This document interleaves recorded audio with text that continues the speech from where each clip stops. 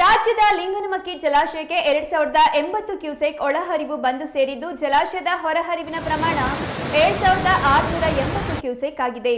ಜಲಾಶಯದ ಒಟ್ಟು ಸಂಗ್ರಹಣಾ ಸಾಮರ್ಥ್ಯ 1819 ಅಡಿಯಾಗಿದ್ದು ಪ್ರಸ್ತುತ ಪ್ರಮಾಣ 1812.50 ಅಡಿಯಾಗಿದೆ. ಕಳೆದ ವರ್ಷ ಇದೇ ಸಮಯದಲ್ಲಿ ನೀರಿನ ಮಟ್ಟ 1814.95 ಅಡಿಯಾಗಿತ್ತು. ಈ ಬಾರಿ ಜಲಾಶಯದ ಮಟ್ಟ ತುಸು ಕಡಿಮೆಯಾಗಿದ್ದು ಹವಾಮಾನ ಇಲಾಖೆಯು ರಾಜ್ಯದ ಹಲವು ಭಾಗಗಳಿಗೆ ಒಣಹವೆಯ ಮುನ್ಸೂಚನೆಯನ್ನ ನೀಡಿದೆ.